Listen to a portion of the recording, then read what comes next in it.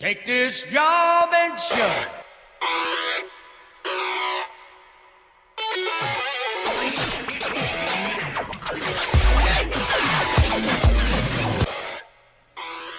This is Jobcast Radio. I am Mike Baumgartner, your work-life survival sage. Give me a call, 304-867-4142. Again, 304-867-4142. Check out my website, jobcastradio.com. Check out my blogs, my videos. They're all on my website. You can find them also on iTunes. You can also find me on YouTube. Just type in Jobcast Radio. We're all over the place because we want you to get the answers you need to getting, finding, keeping, and most importantly, surviving your job. And you can shoot me an email also, mike@jobcastradio.com. In the first segment of our show, we were talking about how the significant amount, well, not a significant amount, that I have been warning you that a lot of companies have been significantly discriminating against people who are unemployed. That is, putting in ads and information out there saying, if you are employed, apply for a job. If you're unemployed, don't bother because we're not interested in you. To the point where finally people are beginning to notice, and the EEOC has launched a probe to find out if this is actually happening. And we were talking about that in the first segment. Some interesting information that is coming from this is while the EEOC cannot, there really is no law against a company that says, I only want to hire somebody who has a job. There are other factors that bring law into the case, primarily civil rights laws, because as you can see it, there are certain groups who are more unemployed than other. And we're pulling again from a Wall Street Journal article from February 17th by Melanie Trotman, and some interesting data that comes out of this. Number one, again, let me remind you that the unemployment rate for blacks is at 15.7%, nearly twice the rate for whites, which is 8%. Hispanics, 11.9%, and the overall employment, 9% right now, or 10, depending if you're talking about, the Gallup numbers at this point. So if a company is saying, I only want to hire employed individuals for whatever reason, you could be accused, and there's a fairly decent argument, that you are discriminating against particular groups because you have not made your jobs equally available to all individuals. Remember, one of the things that is kind of key to discrimination laws is if I put a job application that is out there, if I put up my job, I want to make sure that I've gone out of my way. I have taken an affirmative action to make sure that everybody who is qualified for the job knows about the job and can apply for the job and could conceivably get the job. That is the original intent of affirmative action. We are going to make affirmative, active steps to ensure that everybody has a chance to get the job, and we're only going to hire the best, and we're not going to try and screen out any particular group.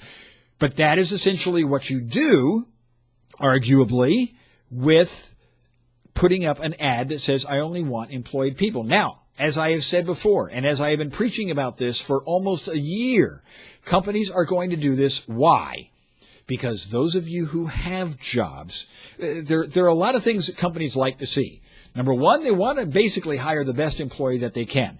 One of the things that usually indicates an employee is good is that they have a job, that somebody thought enough or fought for them enough to keep them in their job even when the economy was going south. That is usually a major indicator. If you also have survived these layoffs and you have a job, it also means that you've probably done the work of 2, 3, or 4 people, dealt with the stress of that turnover, dealt with the extra workload, survived that, and again, you still have a job. These are the kind of employees that most companies are looking for right now. Those are the kind of traits that you look for. Now, there are other ways to identify those traits in an individual other than, I just want somebody who's employed. But I can see how companies are thinking that way. Thinking that, again, if you lost your job, you're either really, really lousy, or you just got the axe by accident. And then you have to convince people about that. But again, if I have 500 people applying for a job, I need to screen those 500 people down. And if cutting it in half or more is one of the criteria is you have to be employed, well, then so be it.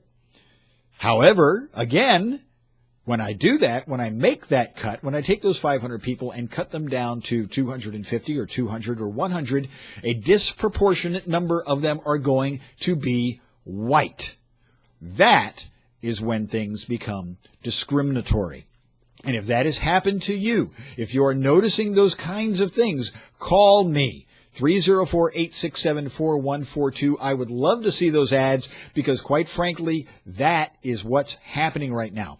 On top of that, for those of you who might be on the a little bit old side, now what does that mean? You know, it used to mean when you were way, way up there near retirement. Now, 40 or over. In fact, being unemployed for longer periods of time impacts or is being shown in different age groups. For example, 1 in every 3 short-term, medium-term unemployed worker, 33.8% are age 44 and older, which means people who are over 40 are being hired less and are being in unemployment longer. Think that might be just a myth?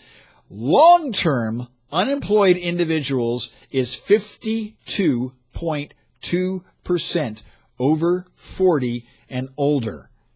Think about that. If most of the people who have been unemployed for the longest period of time are those who are minorities and those who are elderly. And I hate to look, for those of you who are 40 years old and older, and I've just referred to you as elderly, I'm sorry, but you're older. You are of an elder group. And that is unfortunately what is happening. And is there age discrimination out there? Oh, heck yes, there is. If I have 500 employees applying for a job and all the employed ones happen to be younger and they all happen to be white, that is immediately my screening tool. And that becomes wrong.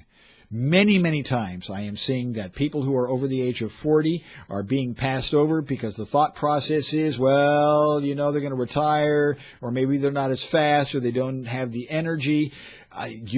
Look, if you feel that you have been discriminated against because of your age, you need to wave that flag. Call me here, 304-867-4142, or you can shoot me an email, mike@jobcastradio.com, because I will tell you now, it is probably the biggest discriminatory action that is going on right now, because so many people, highly qualified, bright, and brilliant individuals are not getting jobs under the excuse of, well, they're overqualified, which is a screening word for you're older than all the other applicants.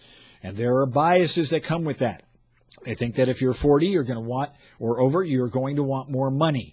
Maybe, maybe not. Maybe you'd just be happy to have a job. Maybe you've been able to show that you will stick with a job and actually work harder. Some companies get that.